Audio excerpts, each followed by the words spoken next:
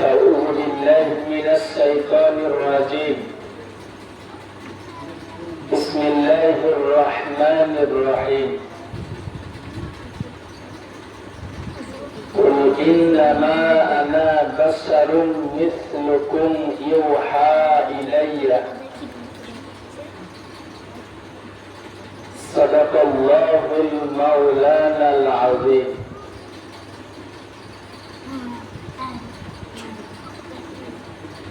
وجاء في حديث الشريف عن النبي صلى الله عليه وسلم أنه قال: بعثت معلما. صدق رسوله النبي الكريم. শুকরিয়া মহান আল্লাহর দরবারে যে আল্লাহ পাক রব্বুল আলামিন আমাদের সকলকে সুস্থ রেখে দিয়ে বিশ্বনবীর সিরাতের মজলিসে বসে কিছু শুনবার বলবার তৌফিক দান করেছেন। শুকরিয়া স্বরূপ পড়ি আলহামদুলিল্লাহ। তারপরে জানাই প্রিয় রাসূলের রওজা আতহারের উপরে অজস্র সালামের নজরানা বর্ষিত হোক। আমরা সকলে একবার পড়ি সাল্লাল্লাহু আলাইহি ওয়াসাল্লাম। উপস্থিত দিনদার আল্লাহওয়ালা বয়োজ্যেষ্ঠ মুরব্বী বাবু ও সমবেত ভাইয়েরা ও স্নেহের ছাত্ররা, পর্দার অন্তরালে আল্লাহওয়ালী মা ও বোনেরা, সকলকে আমার অন্তরের অন্তরস্থল থেকে শ্রেণী বিশেষ ভালোবাসা শ্রদ্ধা জ্ঞাপন করছি। মহাসমুদ্র কোরআনুল কারীমের সূরাতুল কাহাফের শেষ রুকু থেকে ছোট্ট একটি আয়াত শরীফা পাঠ করেছি। রাসূলের সোনার জবানে বর্ণিত অগণিত হাদিসের মধ্য থেকে ক্ষুদ্র থেকে অতি ক্ষুদ্র একটি হাদিস শরীফ পাঠ করেছি। কথিত হাদিস ও তেলাওয়াতকৃত কোরআনকে সামনে রেখে নির্দিষ্ট সময় পর্যন্ত নির্দিষ্ট একটি সাবজেক্টের উপরে কিছু কথা বলবার নিয়ত রাখছি। আল্লাহ পাক কবুল করুক। পড়ি সকলে আমিন। ঠিক জাস্ট 9টা বাজে, 1 ঘন্টা আলোচনা ঘুম লাগবে না? 10টার সময় তো ঘুম লাগে না ম্যাক্সিমাম। আপনাদের 11টা, আমার যুবক ভাইদের ম্যাক্সিমাম 12টা, ম্যাক্সিমাম 12টার পরে ঘুমের জন্য তৈরি হতে হয় যে এবার ঘুমাবো, তার আগে ঘুম আসে। তো জাস্ট 1 ঘন্টা আলোচনা হবে।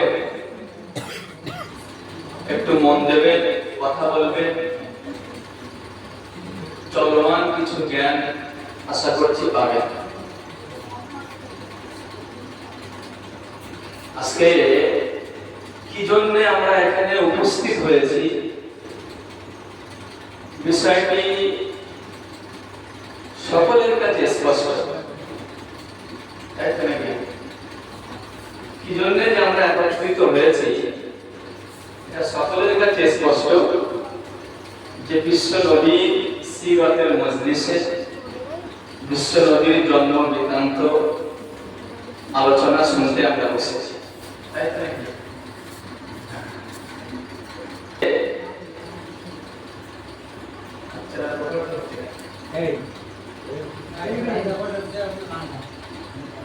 যারা একটু সোশ্যাল মিডিয়ার সাথে সম্পর্ক যে সমস্ত ভাইরা বাবুরা রাখেন তারা নিশ্চিত জানবে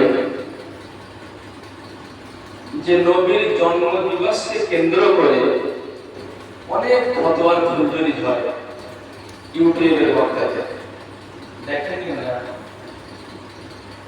কেউ বলে নবী দিবস করা বেদাত, কেউ বলে নবী দিবস করা নাজায়েজ। এই জাতীয় বিভিন্ন ফতোয়া আমরা ইউটিউবি বক্তাদের কাছ থেকে শুনে থাকি, অনেক শুনে থাকি, যারা সোশ্যাল মিডিয়ার সাথে সম্পর্ক আছে। বলে নবী দিবস বেদাত। কেন? তো পার্ট দুটো,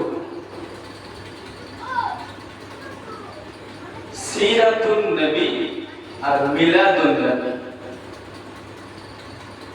এক শ্রেণীর আলেমেরা তারা সোশ্যাল মিডিয়াটাকে দখল করে সোশ্যাল মিডিয়ায় র্যাম বক্তৃতা দিয়ে চলেছে যে মিলাদুন নবী জায়েজ নেই, সিরাতুন নবী জায়েজ। কি বলবেন?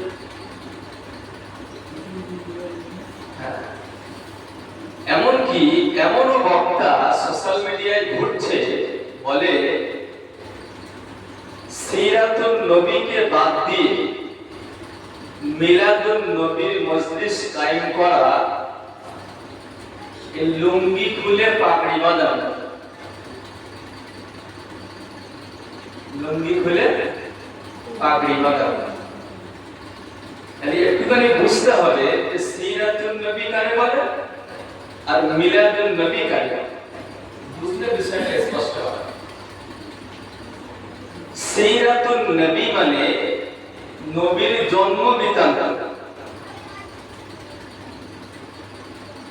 সিরাতুন নবী মানে নবীর জীবন চরিত্র। ভুল বললাম, সিরাতুন নবী মানে নবীর জীবন বৃত্তান্ত, আর মিলাদুন নবী মানে নবীর জন্ম বৃত্তান্ত। বুঝেছেন? সিরাতুন নবী মানে জীবন বৃত্তান্ত, আর মিলাদুন নবী মানে জন্ম বৃত্তান্ত। তো যারা বলছে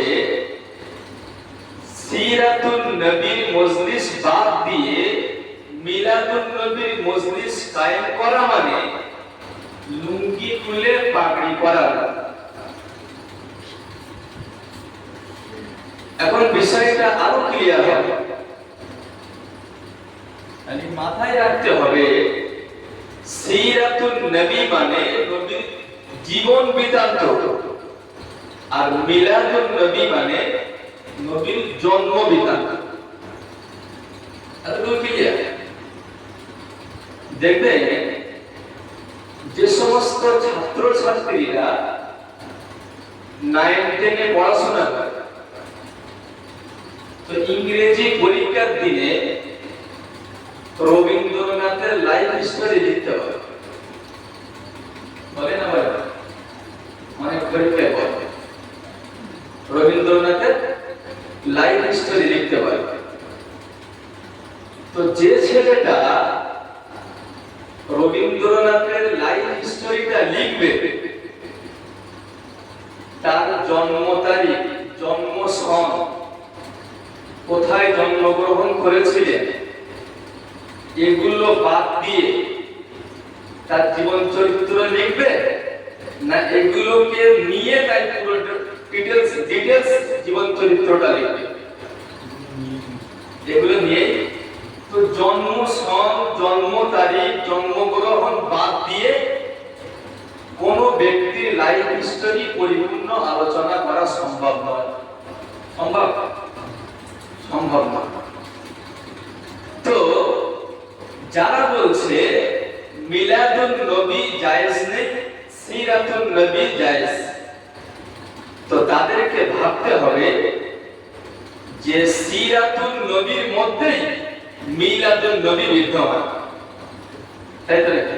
বুঝতে পেরেছি? সিরাতুন নবীর মধ্যেই মিলাদুন নবী বিদ্যমান। দিগালি ফতোয়া দিয়ে চলছে যে সিরাতুন নবী বাদ দিয়ে মিলাদুন নবীর মজলিস কায়েম করা মানে লুঙ্গি খুলে পাগড়ি পরানো। আরো বলে নবীর জন্মদিবস জায়েজ নেই। কেন? যে 570 খ্রিস্টাব্দে 12 রবিউল আউয়াল সোমবার সুবে সাদিকে প্রিয় নবী মুহাম্মদুর রাসূলুল্লাহ সাল্লাল্লাহু আলাইহি ওয়াসাল্লাম ধরাধুরিতে আগমন করেছিলেন। তাই এটা আমরা জানি। আবার এই ডেটে নবী আমার পৃথিবী থেকে পর্দা নিয়েছেন। তাই তো এক শ্রেণীর আলেমরা বলে থাকে যে 12 রবিউল আউয়াল কিসের অনুষ্ঠান, কিসের নবী দিবস? এই দিনেই তো নবী আমার পর্দা নিয়েছিলেন। তো জন্মের খুশি পালন করব না মৃত্যুর শোক পালন করব? বুঝতে পারছেন কথা? তো জন্মের 12 রবিউল আউয়ালে জন্মের খুশিটা পালন করব না এই দিনেই তো আমার রাসূল পর্দা নিয়েছিলেন?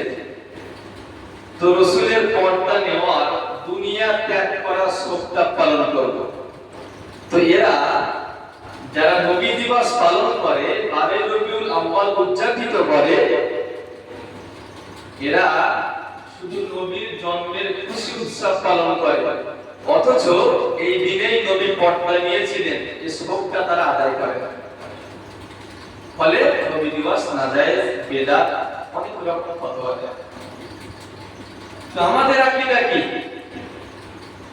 হাদিস শরীফের ভিতরে এসেছে রাসূল কারীম সাল্লাল্লাহু আলাইহি ওয়াসাল্লাম বললে, আল আমবিয়াউ আহইয়াউন ফি কুবুরিহিম বাল হুম ইউযাকুন ওয়া ইউসাল্লুন।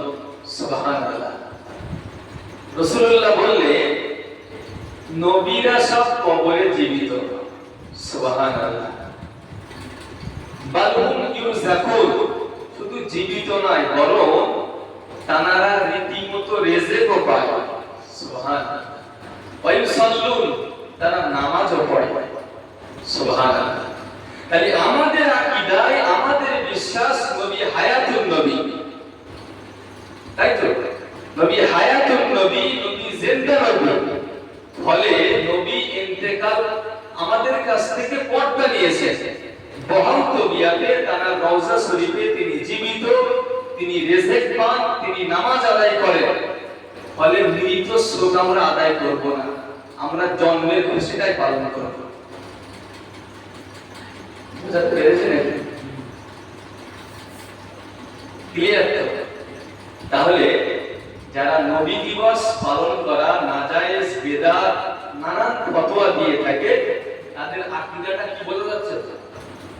তারা ভিতরে আকীদা রাখে যে নবী মারা গিয়েছেন। বলুন নাউজুবিল্লাহ। নবী রীতিমতো হায়াতুন নবী, জিন্দা। তো আমরা সেই নবীর জন্ম বৃত্তান্তে, নবীর সিরাতের মজলিসে বসেছি। কোরআন শরীফের ভিতরে আল্লাহ বললে, ওমা আরসালনাকা ইল্লা রাহমাতাল লিল আলামিন, আমি আমার রাসূলকে পৃথিবীতে রহমত স্বরূপ করে প্রেরণ করেছি। সুবহানাল্লাহ। কি স্বরূপ করে? রহমত স্বরূপ। অন্য আয়াতে আল্লাহ বললেন, লাকাদ মান্নাল্লাহু আলাল মুমিনিন ইয বা'সা ফীহিম রাসূলা। আল্লাহ বললে, আমি মুমিনদের উপরে খুশি হয়ে, সন্তুষ্ট হয়ে তাদের স্বজাতির মধ্য থেকে একটা রাসূল পাঠিয়েছি। কথাটা বুঝবেন? আল্লাহ বললেন, আমি মুমিনদের উপরে খুশি হয়ে, সন্তুষ্ট হয়ে তাদের স্বজাতির মধ্য থেকে একটা রাসূল পাঠিয়েছি। স্বজাতির মধ্য থেকে বললেন মানে মক্কার কুরাইশ গোত্রের মধ্য থেকে রাসূল পাঠিয়েছি। আমি রাসূলটা আসমান থেকে ছড়িয়ে ফেলে দেইনি বা অন্য জায়গা থেকে এনে আরবে রেখে দেই। তাদের স্বজাতির মধ্য থেকে একটা রাসূল পাঠিয়ে দিয়ে তাদের উপরে অনুগ্রহ দয়া প্রদর্শন করেছি। কে বলল? আল্লাহ বলল। তাহলে প্রথম আয়াতে আল্লাহ বললেন আমি আমার রাসূলকে পৃথিবীবাসীর জন্য রহমত করে পাঠিয়েছি। পরের আয়াতে বলল যে আমি মুমিনদের উপরে খুশি হয়ে সন্তুষ্টি হয়ে তাদের স্বজাতির মধ্য থেকে একটা রাসূল পাঠিয়েছি। এতটুকু ক্লিয়ার। আবার অন্য আয়াতে আল্লাহ বললেন কুল, হে নবী তুমি বলে দাও বিফাদলিল্লাহ ওয়া বিরহমাতি ফাবিযালিকা ফালইফরাহু। হে নবী তুমি বলে দাও যে তোমরা যখন আল্লাহর পক্ষ থেকে কোনো অনুগ্রহ দয়া পাবে তখন তোমরা একটু আনন্দ প্রকাশ করবে। কথা বুঝতে পারছো?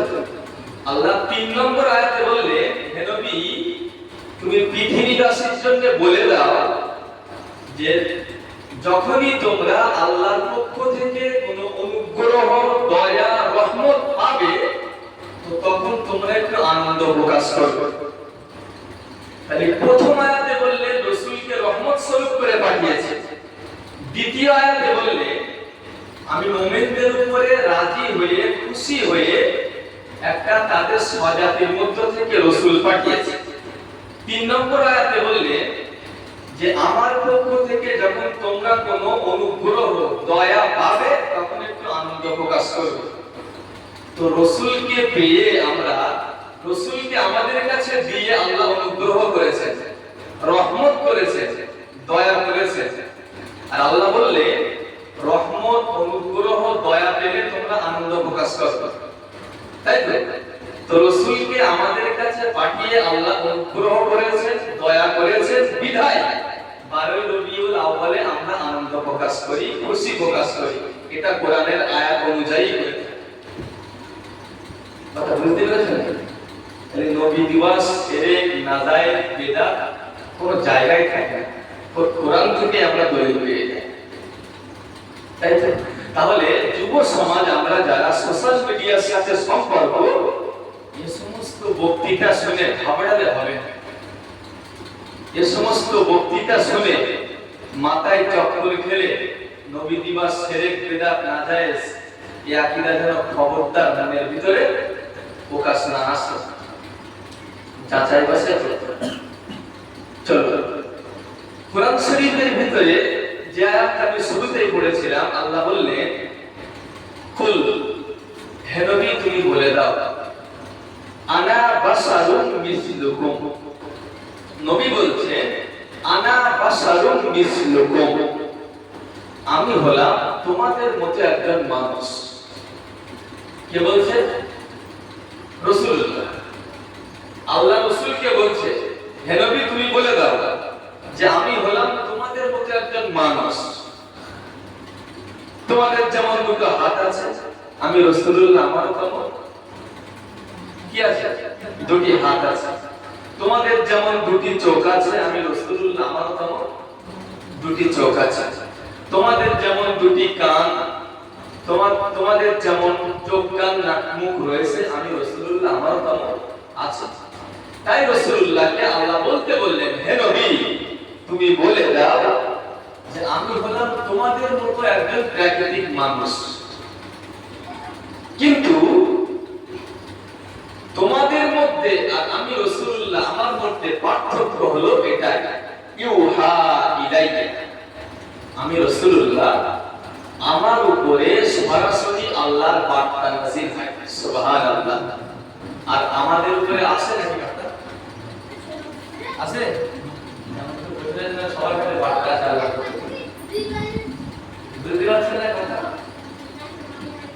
রাসূল বললে আমি হলাম তোমাদের মতো একজন মানুষ, কিন্তু তোমাদের আর আমি রাসূলুল্লাহ আমার মধ্যে পার্থক্য হলো একটাই। কি পার্থক্যটা? ইউহা ইলাইয়া, আমি রাসূলুল্লাহ সরাসরি আল্লাহ আমার উপরে ওহী নাযিল করে, বার্তা নাযিল করে। সুবহানাল্লাহ। এই রাসূল কি আমাদের মতো মানুষ হতে পারে? আমাদের মতো মানুষ আমাদের মতো মানুষের আর রাসূলের মধ্যে পার্থক্য হলো রাসূলের উপরে সরাসরি আল্লাহ বার্তা নাযিল করেন, কথা নাযিল করেন, যেটাকে আমরা আরবিতে বলে থাকি ওহী নাযিল করেন। এই রাসূল আমাদের মতো মানুষ নয়। তো এই আয়াতের উপরে ভিত্তি করে অনেক ব্যাখ্যা বিশ্লেষণ হয়েছে। কেউ বলে আল্লাহ যেহেতু আয়াতে বললেন যে হে নবী তুমি বলে দাও আমি হলাম তোমাদের মতো একজন মানুষ। তো কেউ ব্যাখ্যা করে রাসূল আমাদের মতো মানুষ বিধায় রাসূল আমাদের ভাই, খুব বেশি হলে রাসূল আমাদের বড় ভাই। বলে নাউজুবিল্লাহ। এটা আপনারা শুনেন না? আবার কেউ রাসূলকে অতি ভক্ত করতে গিয়ে, অতি মহব্বত করতে গিয়ে বলে থাকে যে আল্লাহর কাছেও চাওয়া যাবে, রাসূলের কাছেও চাওয়া যাবে।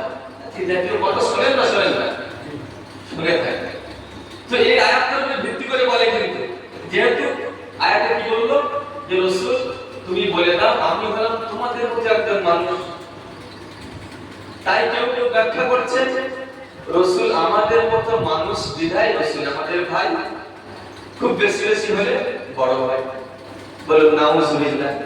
আবার কেউ ব্যাখ্যা করে বলে যে অতি ভক্তি দেখাতে যে রাসূলকে অতি মহব্বত দেখাতে যে বলে যে আল্লাহর কাছেও চাওয়া যাবে, রাসূলের কাছেও চাওয়া যাবে। এটা বলে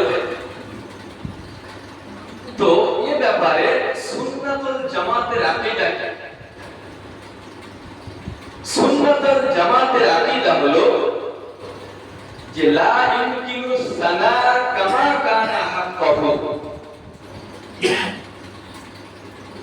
ফিকহের কিতাবে এসেছে, মাসলার কিতাবে এসেছে, বলা হয়েছে যে নবী তোমার প্রকৃত যে যোগ্যতা, তুমি যে যোগ্যতার হকদার, তুমি যে গুণবান, তোমার প্রকৃত ও যোগ্য গুণ গেয়ে লিখে কখনোই শেষ করা যাবে না। সুবহানাল্লাহ। এটাই হলো সুন্নাতুল জামাতের আকীদা যে নবী তুমি যে যোগ্যতার হকদার, তুমি যে যোগ্যতার অধিকারী, তুমি যে গুণের অধিকারী, সেই গুণ কখনো লিখে গিয়ে শেষ করা যাবে না। এটাই হলো সুন্নাতুল জামাতের আকীদা। তো যারা রাসূলকে অতি ভক্ত করতে যে, মহব্বত দেখাতে যে বলে আল্লাহর কাছেও যাওয়া যাবে, রাসূলের কাছেও যাওয়া যাবে, এরা নিশ্চিত আল্লাহর উপরে জুলুম করে, আল্লাহর রাসূলের রাসূলকে বসায়, আল্লাহর উপরে জুলুম করে। আবার যারা রাসূলকে আমাদের মতো সাধারণ মানুষ ভেবে সৃষ্টির দরজায় লাগিয়ে দেয়, এরাও রাসূলুল্লাহর উপরে জুলুম করে। তো রাসূলুল্লাহর ব্যাপারে আমাদের আকীদা এটাই যে রাসূল তুমি যে যোগ্যতার হকদার, তোমার প্রকৃত যোগ্য গুণ গেয়ে লিখে কখনোই শেষ করা যাবে না। তবে মহান আল্লাহর পরেই আর গোটা সৃষ্টি জীবের ঊর্ধ্বে যে আসনটি, যে চেয়ারটি, ওটাই রাসূলুল্লাহ। সুবহানাল্লাহ। এই বোঝা গেছে? আল্লাহর পরেই আর গোটা সৃষ্টি জীবের ঊর্ধ্বে যে চেয়ারটি, যে আসনটি, যে স্টেজটি, যে আসনটি, ওটাই হলো রাসূলুল্লাহ। সুবহানাল্লাহ। আমাদের আকীদা এটা। শুধু তাই নয়, একজন ফারসি কবি তিনি কিতাবের ভিতরে লিখেছেন যে নবী ইব্রাহিমের মধ্যে যে গুণ, নবী ঈসার মধ্যে যে গুণ, নবী মুসার মধ্যে যে গুণ, সব নবীর গুণ একাই আমাদের নবীর ভিতরে আল্লাহ পরিস্ফুটিত ঘটিয়েছেন। সুবহানাল্লাহ। একাই আমার নবীর মধ্যে সমাহার ঘটিয়েছেন। সুবহানাল্লাহ। তাই নবী আমাদের মতো মানুষ, নবী মানুষ কিন্তু অসাধারণ মানুষ, অসাধারণ গুণের অধিকারী। নবী আমাদের মতো মানুষ নয়। কোরআন শরীফের ভিতরে আমি এর উপরে কয়েকটা তথ্য দিচ্ছি। মানুষ নয়, তিনি অসাধারণ গুণের অধিকারী। এর উপরে ভিত্তি করে আমি কয়েকটা তথ্য দিচ্ছি। কোরআন শরীফের ভিতরে আল্লাহ বললেন, ইয়ারিফুনাহু কামা ইয়ারিফুনা আবনাআহুম। আল্লাহ বললেন, ইহুদি খ্রিস্টানেরা তারা তাদের সন্তানদের ব্যাপারে যতটা জানতো তার থেকেও বেশি জানতো রাসূলুল্লাহর ব্যাপারে। সুবহানাল্লাহ। কথাটা মন দিয়ে বুঝুন। ইহুদি খ্রিস্টানরা তারা তাদের সন্তানদের ব্যাপারে যতটা চিনতো, যতটা জানতো, যতটা বুঝতো তার থেকেও অনেক গুণে বেশি বুঝতো, বেশি চিনতো রাসূলুল্লাহ। সুবহানাল্লাহ। আচ্ছা, আমার ব্যাপারে সব থেকে বেশি জানতে পারবেন কি? আমার আব্বা। আমি ছেলেটা কেমন কেমন চরিত্রের অধিকারী, এটা আমার বাপই ভালো জানতো, নাকি? আবার আমার বাপ কেমন চরিত্রের মানুষ, সেটা সব থেকে ভালো করে জানবে আমি জানবো। এটাই তো নাকি? তো ইহুদিরা তাদের সন্তানদের ব্যাপারে যতটা চিনতো তার থেকে বেশি চিনতো রাসূলুল্লাহ। সুবহানাল্লাহ। শুধু তাই নয়, ওই আয়াতের তফসিরবিদরাও লিখেছে, বাপ বেটাকে চেনে বেটা দুনিয়ায় ভূমিষ্ঠ হওয়ার পরে। তাই তো নাকি? আগে চেনে তো বাপ বেটাকে চেনে বেটা দুনিয়ায় ভূমিষ্ঠ হওয়ার পরে। কিন্তু ইহুদিরা আমার রাসূলকে চিনতো রাসূল ধরা পৃষ্ঠে আসার আগ থেকে। সুবহানাল্লাহ। রাসূল আমাদের মধ্যে মানুষ, আমাদের মধ্যে মানুষ।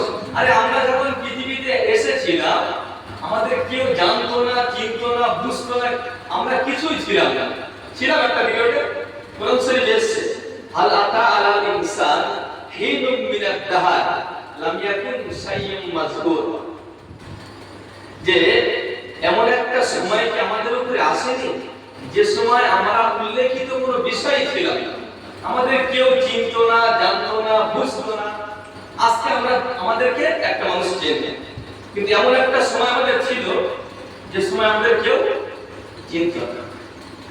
তো ওই আয়াতের তাফসীরে বলা হয়েছে যে বাপ বেটাকে চেনে বেটা দুনিয়ায় আসার পরে। কিন্তু ইহুদি খ্রিস্টানরা আমার রাসূলকে চিনতো রাসূল ধরা পৃষ্ঠের আসার আগ থেকে। সুবহানাল্লাহ। এই রাসূল আমাদের মধ্যে মানুষ হতে পারে? আমাদের মধ্যে মানুষ নয়। রাসূল পৃথিবীতে আসার আগ থেকে শত্রুরা বিদ্যমান, শত্রুর অপেক্ষা। আসার আগ থেকেই শত্রুরা রেডি। তাম পৃথিবীর ইহুদি খ্রিস্টানরা সবাই রাসূলুল্লাহকে চিনতো আসার আগ থেকে। তো পৃথিবীতে যত নবী আর যত রাসূল এসেছে সবাই খবর দিয়েছে যে আমি বড় শেষ না। হযরত আদম আলাইহিস সালাম থেকে শুরু করে হযরত ঈসা আলাইহিস সালাম পর্যন্ত যত নবী এসেছে সবাই খবর দিয়েছে যে আমি বড় শেষ না, আমার পরে একজন আসছে, আমার পরে একজন আসছে। তিনি হলেন নবী মুহাম্মদুর রাসূলুল্লাহ সাল্লাল্লাহু আলাইহি ওয়াসাল্লাম। তিনি হলেন শ্রেষ্ঠ। সুবহানাল্লাহ। পৃথিবীতে যত নবীর আগমন ঘটেছে সবাই আমাদের নবীর বার্তা দিয়ে গেছে যে আমি শ্রেষ্ঠ না, আমার পরে আরেকটা নবী আসছে, তিনি হলেন খাতামুন নবিয়্যিন, শ্রেষ্ঠ।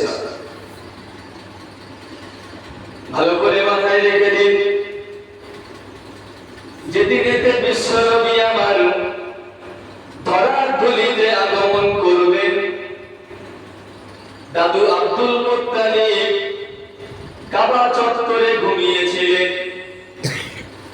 হযরত আব্দুল মুত্তালিব কাবার মুতাওয়াল্লি, অত্যন্ত দুঃসাহসী ব্যক্তিত্ব। যেদিন নবী আমার ধরার ধুলিতে আগমন করবেন, দাদু আব্দুল মুত্তালিব কাবা চত্বরে ঘুমিয়েছিলেন।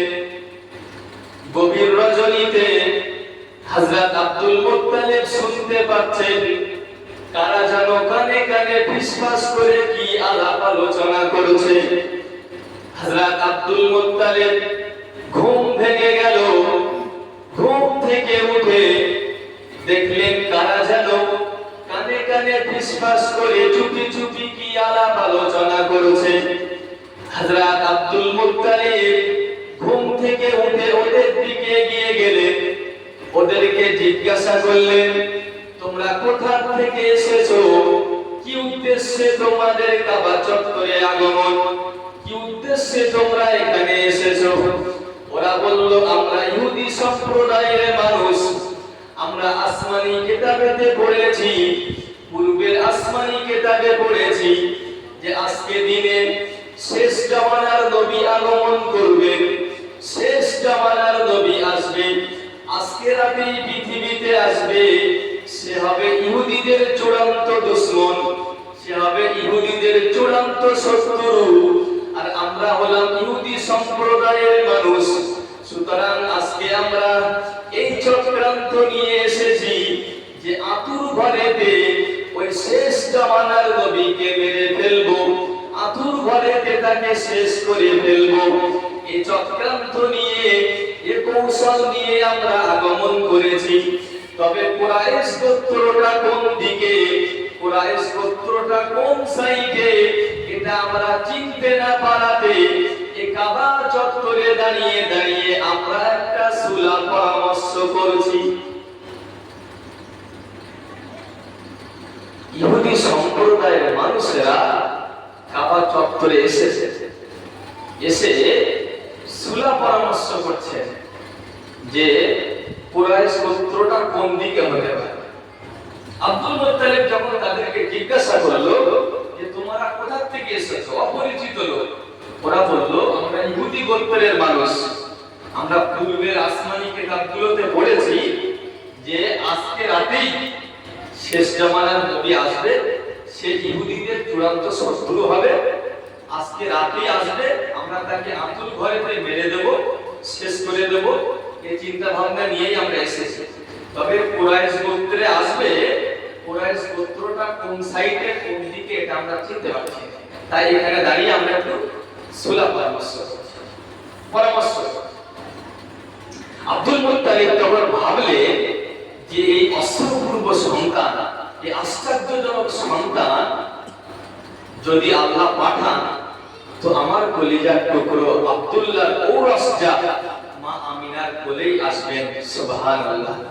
আব্দুল মুত্তালিব কাবা চত্বর থেকে ছুটে আমিনার ঘরে চলে গেলেন। আমিনার ঘরে গিয়ে মা আমিনা বলে যখনই ডাক দিল, আমিনা বুঝতে পারল যে দাদুর গলা। আমিনা সঙ্গে সঙ্গে খবর দিল, দাদু এই মাত্র আমি একটা পুত্র সন্তান জন্ম দিয়েছি। সুবহানাল্লাহ। তখন দাদু আব্দুল মুত্তালিব বলল, আমিনা এই বাচ্চা শত্রু এই এলাকাতেই ঢুকে পড়েছে, এই বাচ্চা শত্রু এই মহল্লাতেই ঢুকে পড়েছে, তুমি সাবধানে থাকো, তুমি খুব সচেতনের সাথে থাকো। আমি সাইডেই কোথায় আছি, কোনো বিপদের আশঙ্কা দেখলে আমাকে ডাক দেবে, আমাকে পেয়ে যাবে। তাহলে বলুন, যারা বলে রাসূল আমাদের মতো মানুষ, তাম পৃথিবীতে 800 কোটি মানুষের সাথে রাসূলের দৈহিক গঠনে, আকৃতিতে, প্রকৃতিতে মিল থাকতে পারে, কিন্তু রাসূলের গুণের সাথে 800 কোটি মানুষের কোনো মিল থাকতে পারে না। কারণ রাসূল পৃথিবীতে আসার আগে শত্রুরা রেডি, রাসূলকে মেরে দেবে, আতুর ঘরেতে হত্যা করে ফেলবে, আতুর ঘরেতে শেষ করে দেবে। শত্রুরা রেডি হয়ে গেছে। তো রাসূল কারীম সাল্লাল্লাহু আলাইহি ওয়াসাল্লাম মায়ের গর্ভে ছিলেন 8 মাস 12 দিন। কদিন? 8 মাস 12 দিন। মতনৈক্য, ইখতিলাফ, ঝগড়া আপন জায়গায় থাকে। আমরা লিগালি একটা হিসাব যে রাসূলুল্লাহ মায়ের গর্ভে ছিলেন 8 মাস 12 দিন। ঐতিহাসিকবিদরা লিখেছে যে পয়লা রজব রাসূলুল্লাহ মায়ের গর্ভে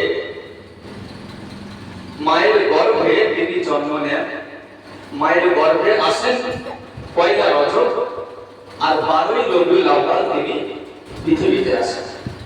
তাহলে কত মাস হচ্ছে? পয়লা রজব, রজব, শাবান, রমজান, শাওয়াল, জিলকদ, জিলহজ, মুহররম, সফর, রবিউল আউয়াল, 12 তারিখ। তাহলে কতদিন ছিলেন রাসূলুল্লাহ? 8 মাস 12 দিন। তো রাসূলুল্লাহ মায়ের গর্ভে ছিলেন 8 মাস 12 দিন। আম্মা জান আমেনা বলছে যে আমি শিশু মুহাম্মদকে 8 মাস 12 দিন পেটে ধরেছিলাম, কিন্তু আমি আমেনা এই সুদীর্ঘ 8 মাস 12 দিন রীতিমতো একটা অবিবাহিত কুমারী নারীর ন্যায় ছিলাম। সুবহানাল্লাহ। 8 মাস 12 দিন রাসূলুল্লাহ মায়ের পেটে ছিলেন, আর আমেনা বলছে যে আমি শিশু মুহাম্মদকে পেটে ধরে 8 মাস 12 দিন পেটে ধরেছিলাম, তো আমি যেন রীতিমতো একটা কুমারী অবিবাহিত একটা নারী যেমন ঠিক তেমনই ছিলাম। সুবহানাল্লাহ। না আমার কোনো অস্বস্তিকর ভাব, না কষ্টকর ভাব, না বমি বমি ভাব, কিছুই আমি উপলব্ধি করি। সুবহানাল্লাহ। আর আজকে আমাদের সমাজে মায়েরা, বোনেরা যখন একটা গর্ভ ধারণ করে, ডাক্তার দেখিয়ে তো পেরেশান হয় নাকি?